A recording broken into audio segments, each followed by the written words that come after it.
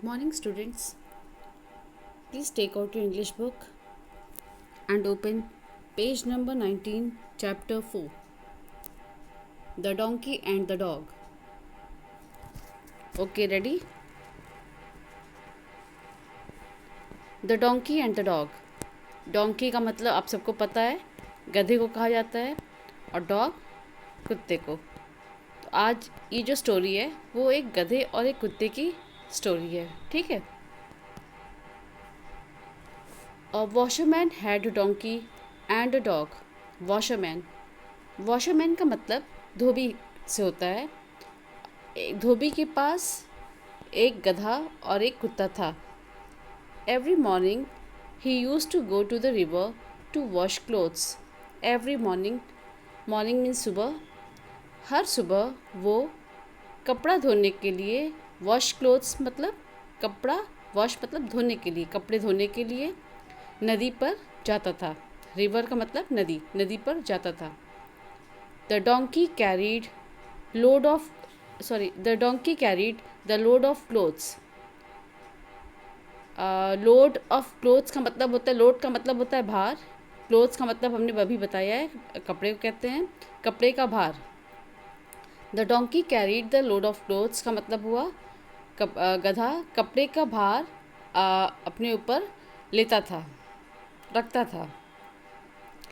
He lived in a shed outside the master's house, and the dog used to stay inside the house the whole day long. He lived in a shed. He का मतलब यहाँ पे गधे से लिया गया है। He lived in a shed outside का मतलब हुआ कि गधा जो है मास्टर्स हाउस का मतलब हो गया मालिक का घर, मालिक के घर के बाहर, आउटसाइड का मतलब हो गया बाहर। गधा जो है मालिक के घर के बाहर छप्पर में रहता था। And the dog use to stay inside the house, और कुत्ता घर के अंदर रहता था। द होल डे लॉन्ग, पूरा दिन, होल डे मतलब पूरा दिन। अब इस पूरी लाइन को एक बार फिर से समझिए। गधा जो है he lived in a shed outside the master's house, and the dog used to stay inside the house the whole day long. गधा मालिक के घर के बाहर घर के बाहर छप्पर में रहता था, और कुत्ता पूरा दिन घर के अंदर रहता था।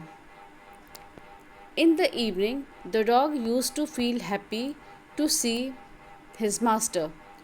Evening मतलब शाम को, हाँ, शाम को कुत्ता अपने मालिक को देख करके बहुत खुश होता था। He used to lick his master and jump on him. Lick मतलब होता है चाटना। वो अपने मालिक को चाटता था और उसके ऊपर जंप करता था, यानी कि कूदता था।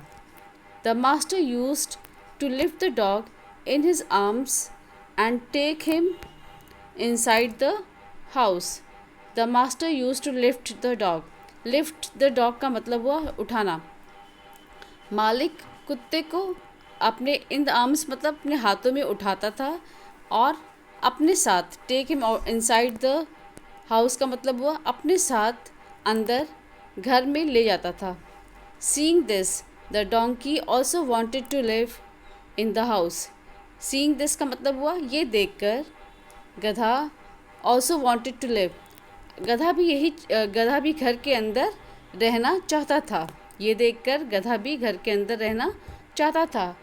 May be if I also jump on him, may be शायद अगर मैं भी ऐसे ही कूदूँ, लाइक द डॉग कुत्ते की तरह, शायद मैं भी कुत्ते की तरह ऐसे ही कूदूँ। He will surely lift me टू इन हिज आर्म्स, तब मुझे भी इसी तरह अपने हाथों में उठा लेंगे। And carry me inside the house, और घर के अंदर ले जाएंगे। द डोंकी थॉट, गधा सोचता है अगर मैं भी कुत्ते की तरह मालिक के ऊपर कूदूँ तो वो भी निश्चित, श्योरली का मतलब होता है निश्चित, मुझे हाथों में उठा लेंगे और घर के अंदर ले जाएंगे। द नेक्स्ट इवनिंग, अगली शाम को, the donkey went inside the house, गधा घर के अंदर आ गया। He jumped on his master and began to lick him. He jumped on his master. He jumped on his master and began to lick him. वो अपने मालिक पर कूदने लगा और उसे चाटने लगा. The master did not lift the donkey.